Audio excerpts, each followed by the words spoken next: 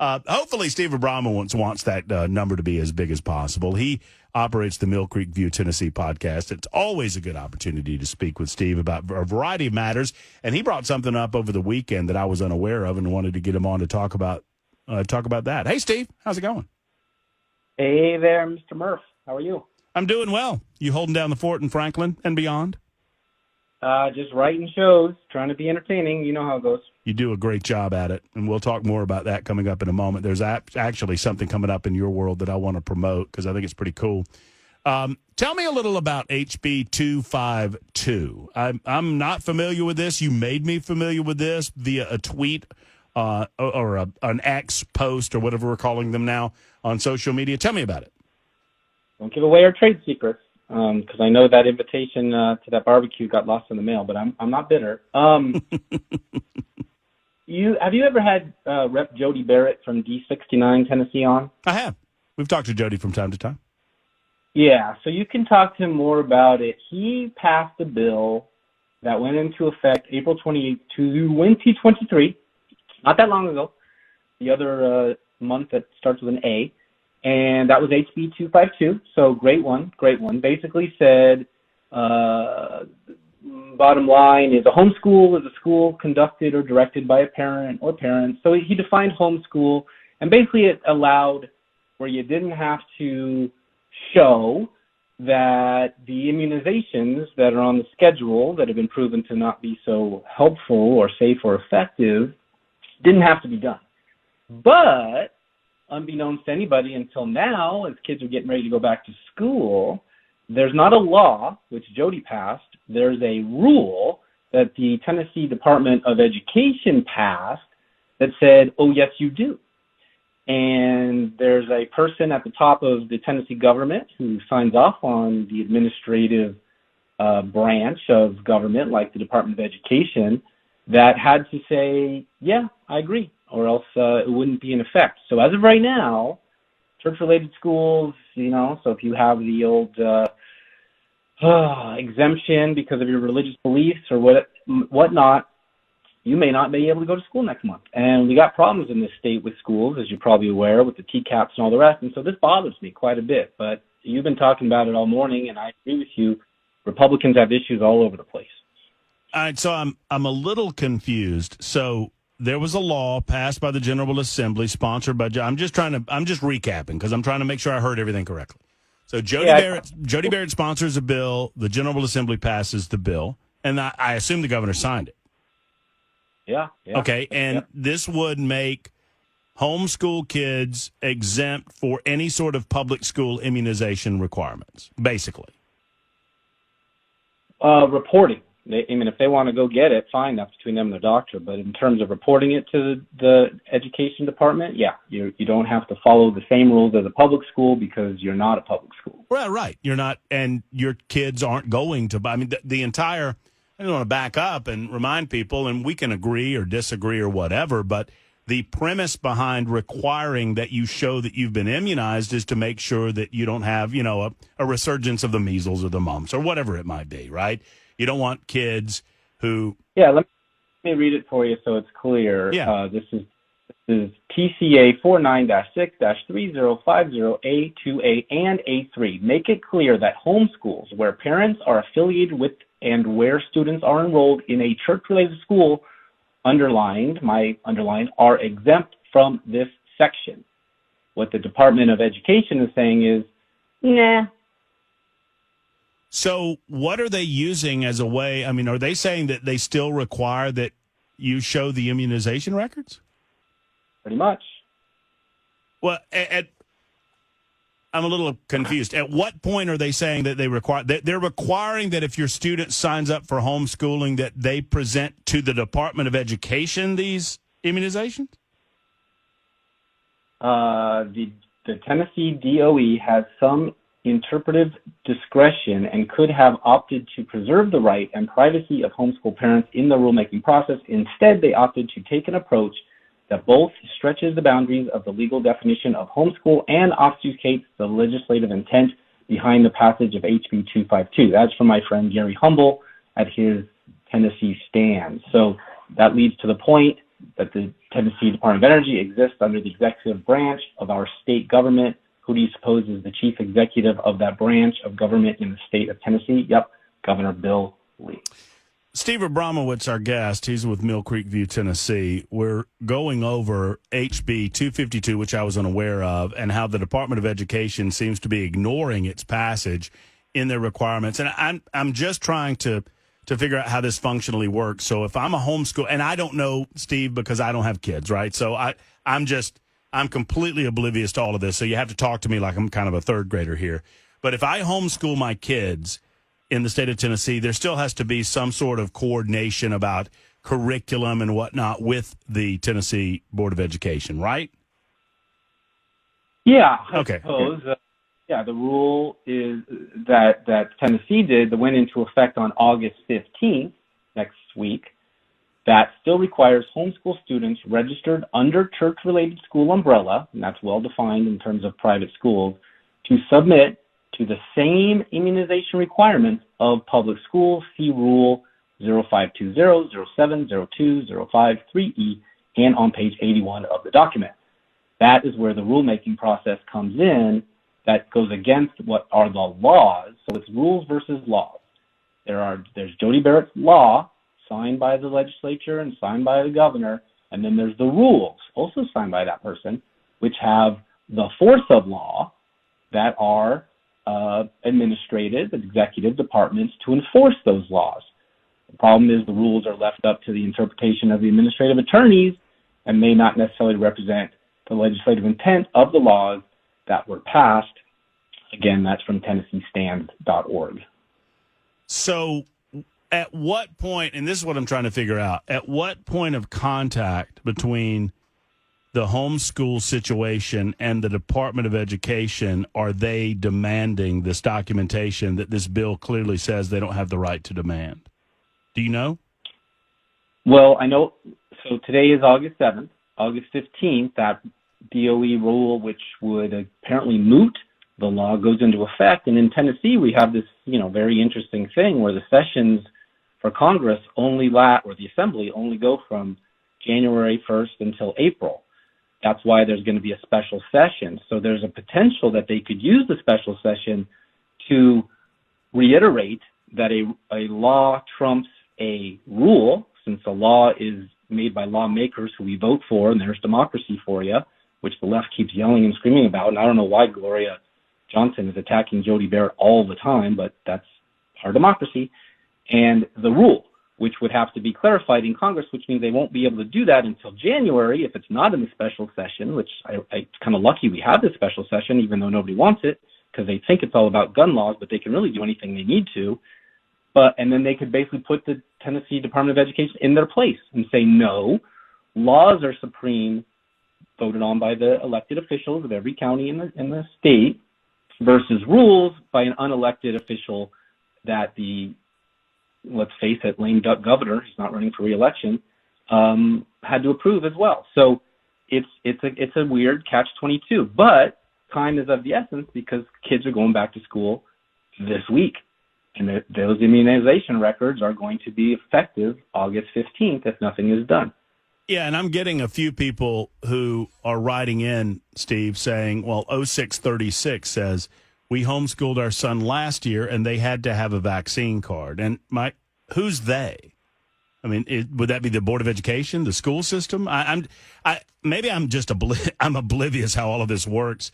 I'm confused where the point of contact is. And is this happening, or is this the Board of Education saying that they have determined that the law, doesn't change anything about their requirements that vaccine cards get presented? Is that what you're saying, Steve? Pretty much. Jody's law, I'm just calling it that. Yeah, sure. I shouldn't. That's disrespectful. Assemblyman Barrett's, whatever they're called up there, law, basically clarified that if you're a homeschooler, you do not have to do this. The rule now is trumping that, saying, yeah, you still do.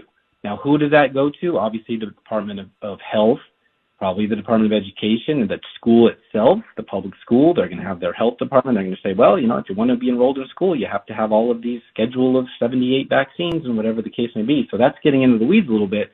But I think what Mr. Barrett tried to do was prevent that for religious reasons, for privacy reasons, for all good reasons. But the Tennessee Department of Education is saying, yeah, forget that. You got to do it. And that's just for homeschool students. Yeah, which is clarified as I could read the whole thing if you want to, but there's nursery school, kindergarten, preschool, child care facility does not include a. What is the and I'm not. Once again, Steve, I want to clarify that Steve and I know each other well. I'm not pushing back on Steve. I'm just trying to understand all of this.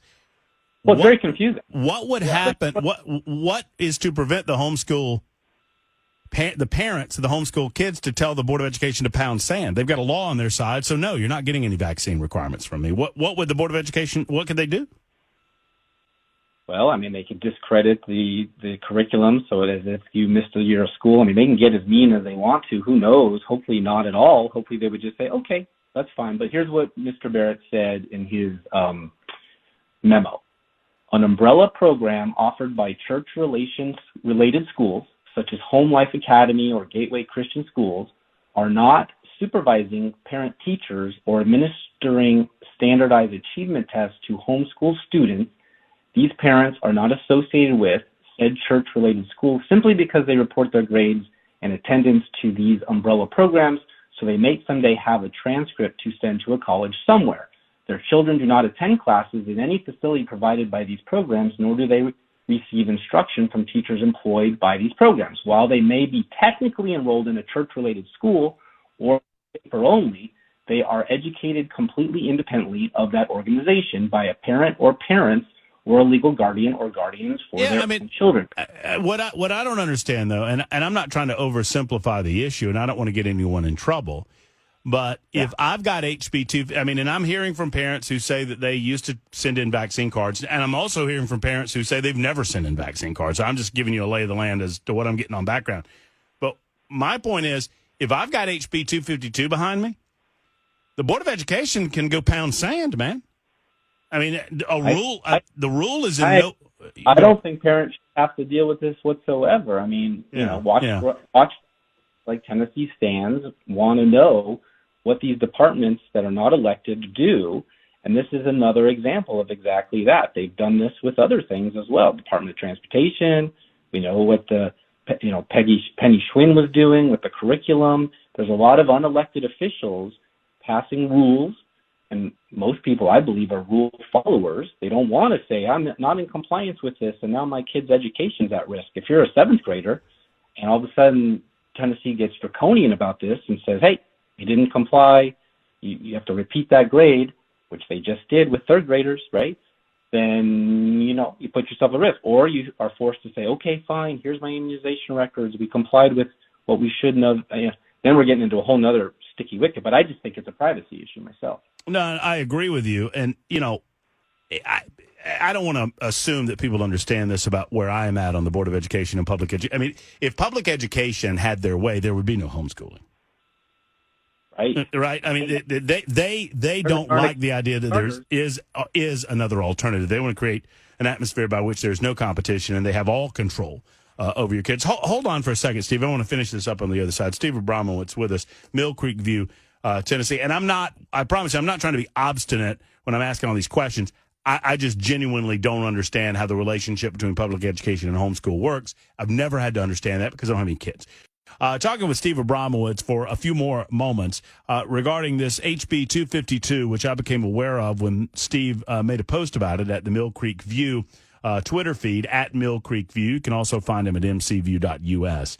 Discussing homeschooling broadly and more specifically the requirement that the Tennessee Board of Education has that homeschoolers present immunization paperwork. And I'm looking now, someone sent me this, Steve, during the break, that some of the things that you have to do in order to meet the requirements of homeschooling is that you're required to attach proof of your child's immunizations or a medical religious exemption to your letter of intent. This was obviously what HB 252 was designed to stop, yet according to Steve, if I'm hearing you correctly, the Tennessee Board of Education still has an expectation that you're going to be submitting that paperwork for your homeschooled student. Is that accurate, Steve?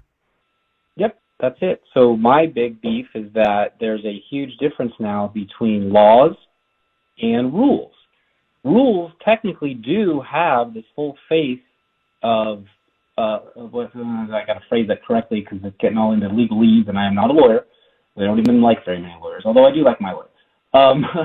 The point is that I believe that what the legislature passed, exempting homeschool kids from this rule, should be honored.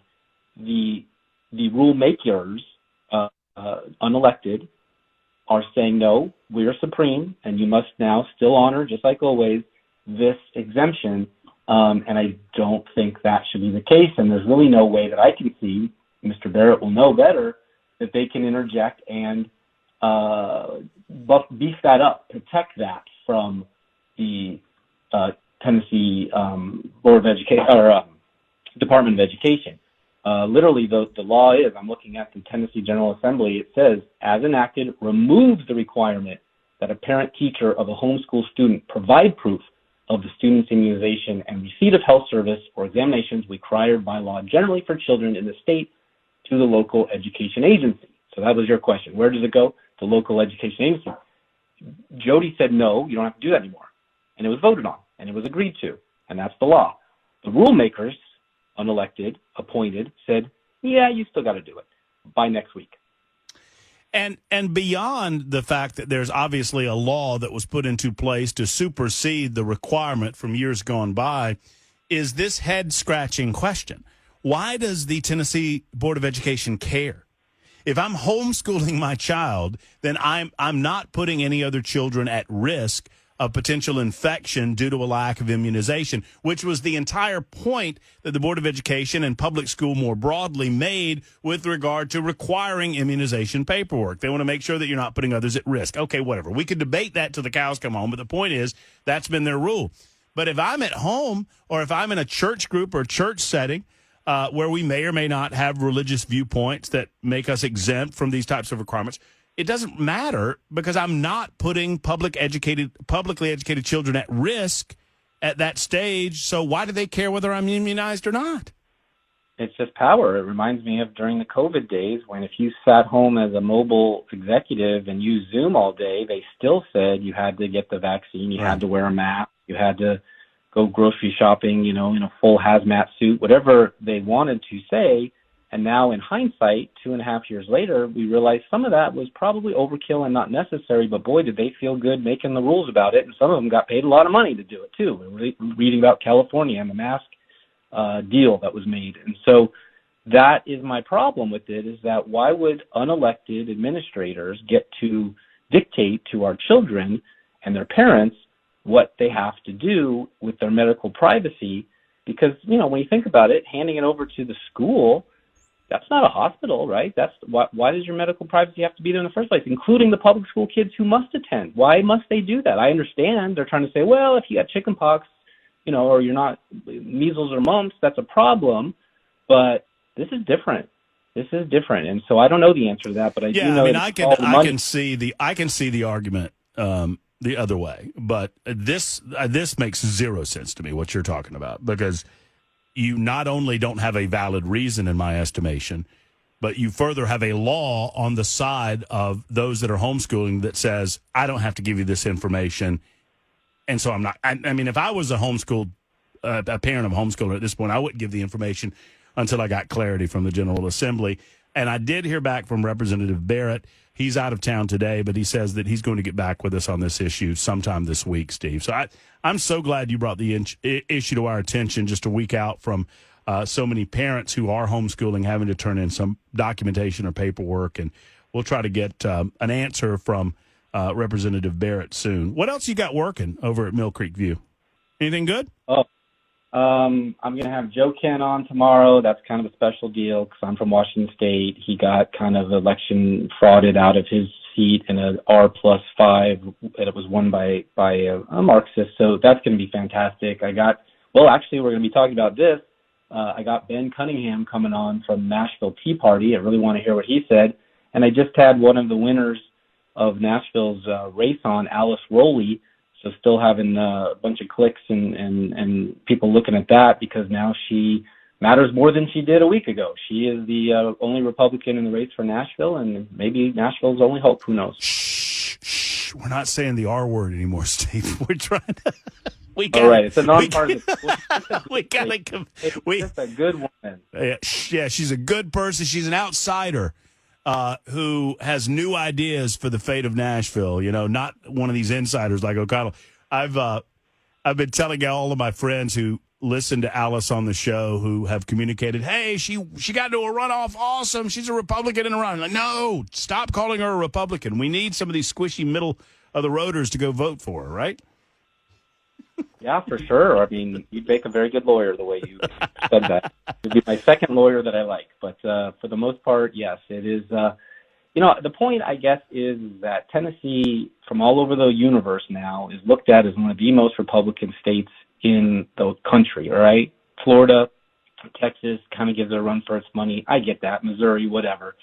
But there are some forces inside here that really are doing their darndest to take it a different direction. And, purple is one thing, but blue is another. And I saw this in California and then after that, Washington for 20 years.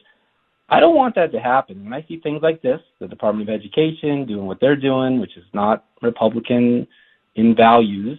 I see a Nashville mayor's race in a county that's next to Shelby, one of the highest crime in the state, run by, let's face it, the same thing as some of the other big cities in the country, from Minnesota to San Francisco. I'd rather that not happen. So I'm just trying to create a show that forewarns everybody, like, look, at least you knew it could happen. Now it did.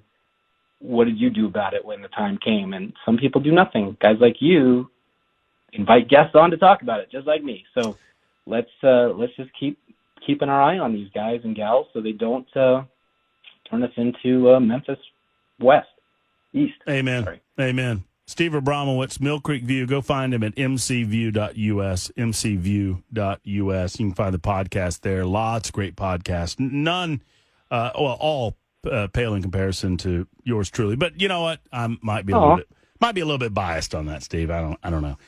Thank you. Well, you keep doing what you're doing because you got 5 days a week and commercial breaks and all that fun stuff. So just rock and roll, because without you and Dan and the other group of folks, now Mr. Hand, where would we be? So keep going. Thank you, brother. There's Steve Abramowitz, mcview.us, making us aware of this homeschool situation. I wanted to get to several of your calls. Going to move on to another subject after the break, but many of you wanted to comment on this, and I admit I don't have a tremendous amount of awareness on it.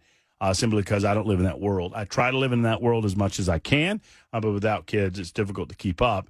I'm just amazed that more had not been done on this previously. Why? I can understand why the Board of Education or the school system, public education, would say, hey, we need to know what your vaccination status is, because you're going to be in a classroom with a bunch of other kids. Their health and safety matters as much as your kids' health and safety. And while you might have a difference of opinion as to what to do regarding immunizations and shots and whatnot, we need to know so that we can reflect the status of the room and the status of the school and the status of the system accurately to other parents who also have decisions to be made. I get that. That makes sense to me. What I don't get is requiring that kids who will never grace the door of a public school to do the same. Like, what's your justification there? I'm being flip with that comment, but